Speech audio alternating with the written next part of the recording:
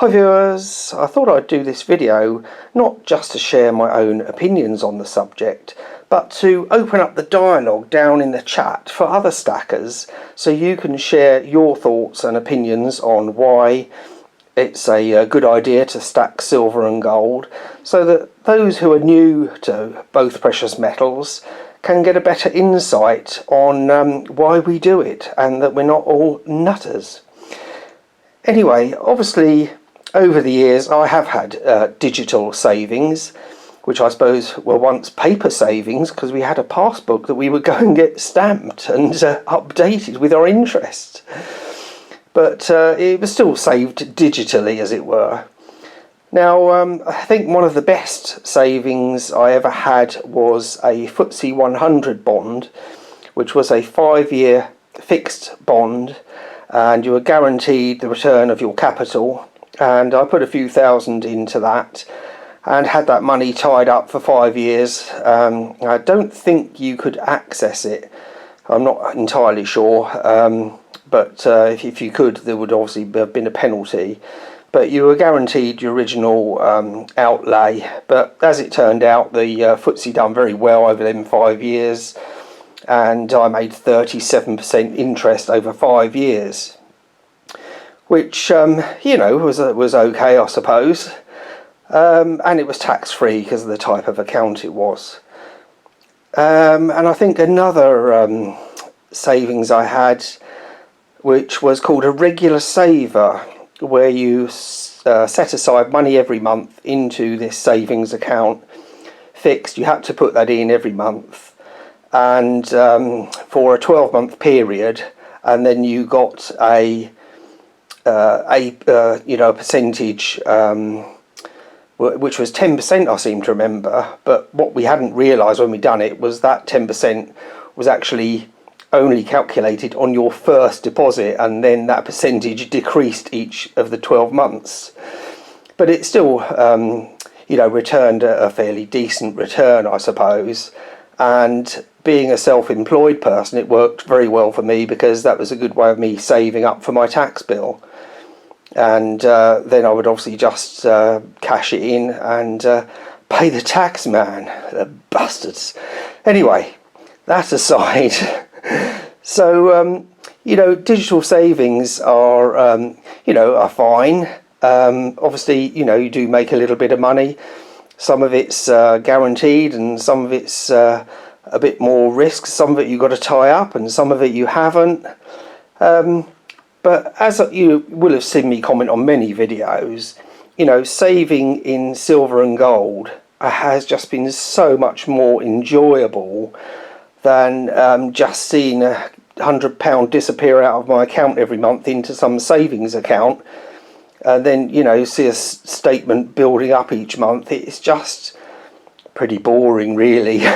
There's no enjoyment on it, or in it, should I say. But with silver and gold, those of you who stack, or those of you who are new to stacking, will know that there's such a massive variety that you can now collect. You can go after the latest coins, or you can stack vintage silver, or you can try and stack a coin from every country, which I've probably have done over the years. Russian, Maltese and South Africa and British, China, Australia, Ukraine. Yeah, there's a massive variety that you can choose from, and obviously they all have varying premiums. And the same really applies to gold. There's just such a huge variety of gold that you can buy. Probably not such as wide a range as the silver. I mean, obviously it's cheaper to produce, so they can produce a wider variety. But going back to me being self-employed, and one of the reasons that I found silver and gold to be beneficial was that every year when I filled in my tax return prior to saving in silver and gold, I would have to update my savings accounts with the interest, and I'd have to put that on the tax return, how much interest I'd got, so that the bastards could tax me on it. And with silver and gold, I don't have to do that. I don't have to show any interest at all. So that's one of the advantages for me personally, that I don't have to put that on a tax return. And I know there's going to be a load of you, especially in the UK, say, "Oh, what about capital gains tax if you sell blah blah blah?" That really is for people who are saving maybe tens of thousands of ounces, and for those of us that might have 1,000 ounces of silver, it's really not that relevant, this capital gains tax thing. It's used as a scaremongering tactic by the government to make you think you should buy something specific. But anyway, we won't go into that anymore. It's never affected me. So let me know down in the comments, what you find enjoyable. I mean, I find that, there's just such a vast array to choose from. There's obviously people out there who will collect date runs, people who like vintage silver, people who like collecting the latest releases from the various mints. There's just such a wide array of choice for you to collect, and as you can see from the table there, I'm a very varied stacker and always have been.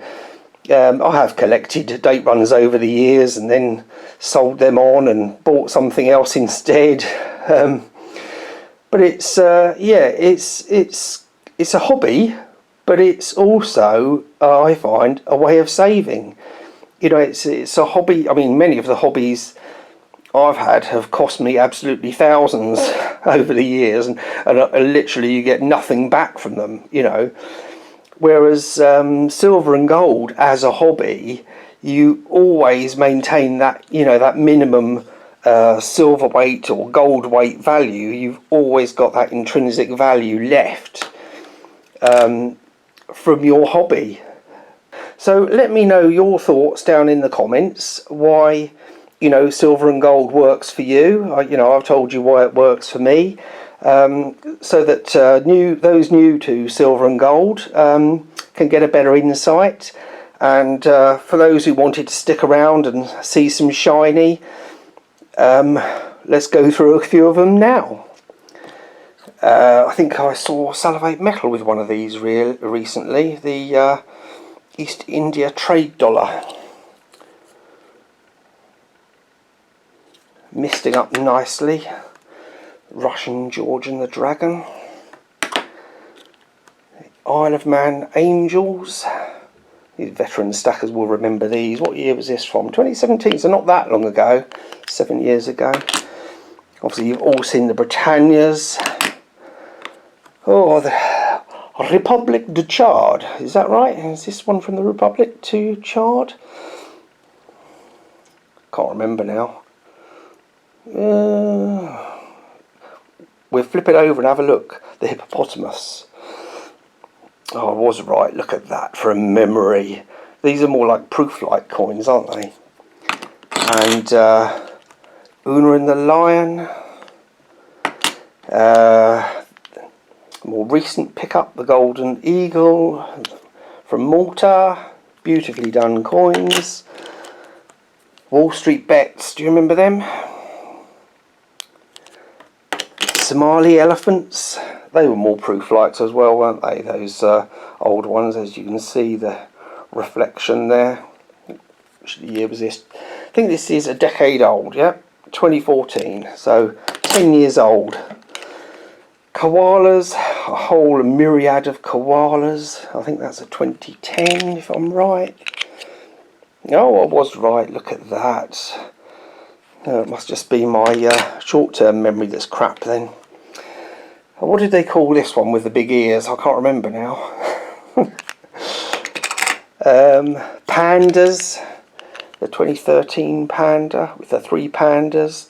This was of course before they changed their coins to 30 grams, which I think was a silly move on their part, when the rest of the world is all doing them in troy ounces still.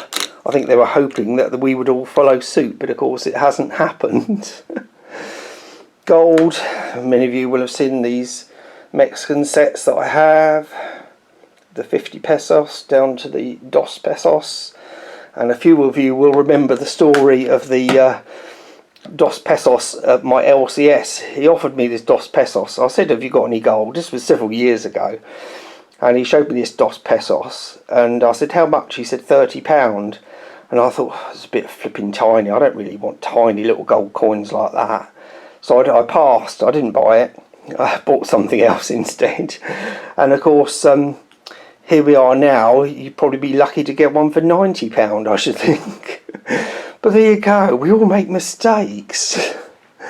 Britannias, the gold Britannias. Of course, in those. And the King Charles Wars cipher. King Charles Gold Standard.